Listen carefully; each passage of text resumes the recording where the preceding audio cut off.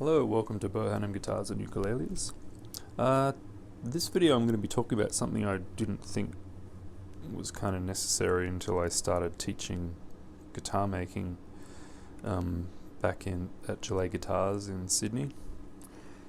And that is, I realised that when I asked students to draw a line and find a center line, they sort of had trouble with it, especially if you're just not used to marking stuff and measuring stuff. It's just didn't seem to be a common thing. So the main problem, or one of the main problems, was they would measure something and they would use a pencil that was just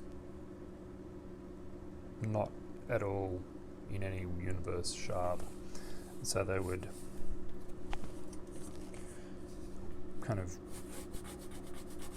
do a really fat line and that line's kind of 2 or 3 times as thick as it should be. It's like, should I be measuring on this side of the line, in the center, on this side of the line?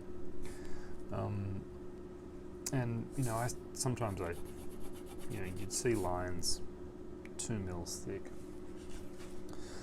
So either sharpen your pencil, or easier, use a mechanical pencil. Mechanical pencils are really easy, and you get a nice, clean, thin line, which is especially, well, it's always good to have a nice, thin, clean line. The second thing was measuring. So finding a center line on, say, a fingerboard like this. There's 3 ways to go about it. Actually 4 ways, but I don't have one of the tools. The first way, which I'll just mention because I can get past it quick. Stu Mac sells a ruler which is like a center finder, and it's like a ruler, but there's it's like 2 rulers. So imagine if this ruler went 2 inches, 3 inches. I don't have that, but that's one way of doing it. Another way is so that's 2 7/8.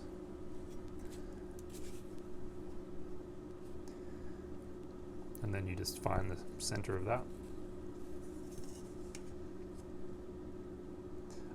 73 mil, you find the center of that.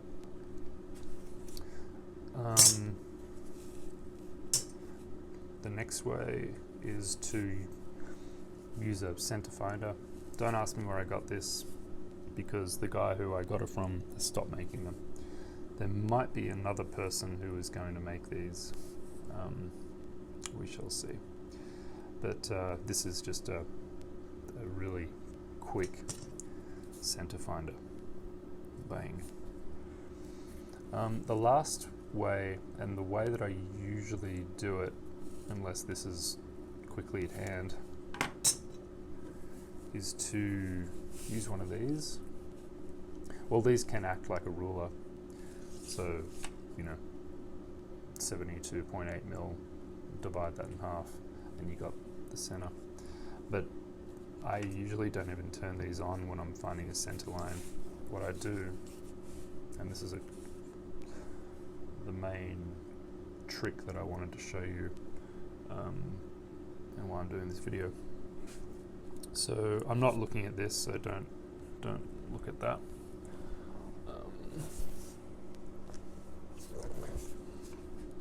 Actually, I will use this one, which has low battery, so you can't really see the numbers. So just take a guess at the middle, mark a line, and keep that. Come over to the other side, mark a line, Can you see the first line was here, the second line was here? Therefore, the center line is right in the middle of those two lines. That makes sense.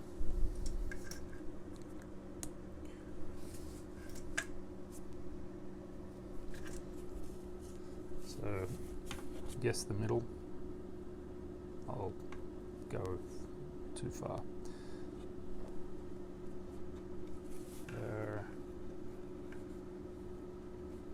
There. That's the first and second line, so the center line is in the center of those two. Really quick, really easy, and spot on. And even if you wildly get it wrong, you can hone in on it really quick. But normally sometimes I get it spot on straight away.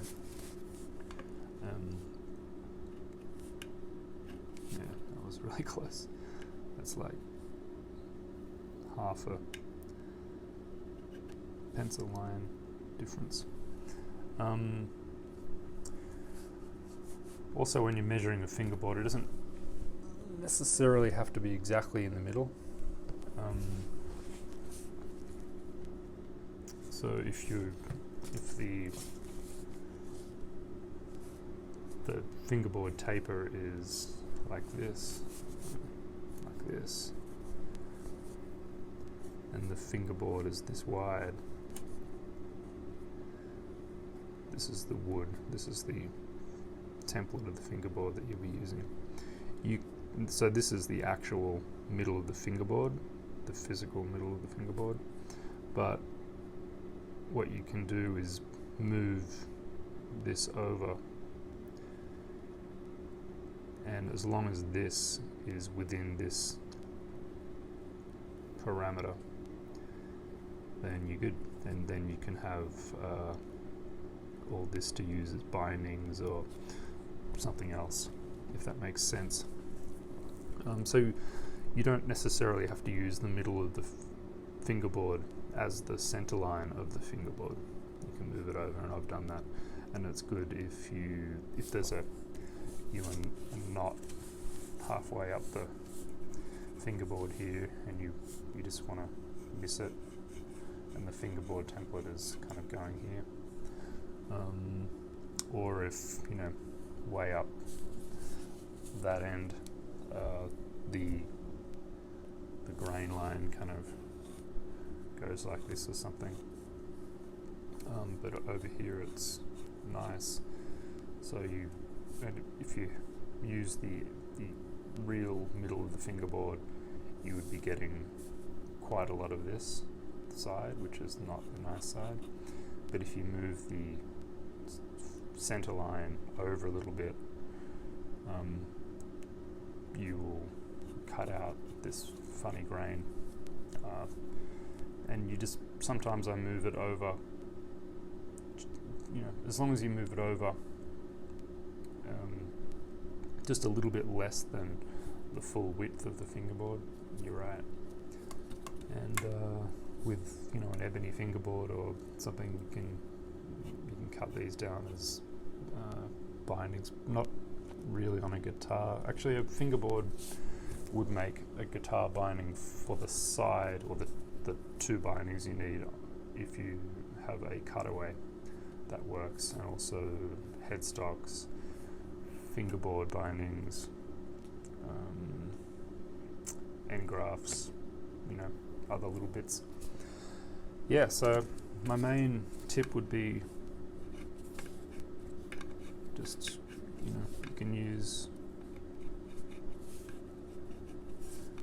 really quickly find a centerline just like that. It's right there. Super fast. It's actually, I find that quicker than measuring and going 74, what's half of 74? So, but maybe it depends how good at math you are. I have to think about even the simplest problems like that. But I'm serious with the problem of students at, a lot of students, I'd say at least 60-70%, it just wasn't natural to them to use, a really sharp pencil and do a nice clean line.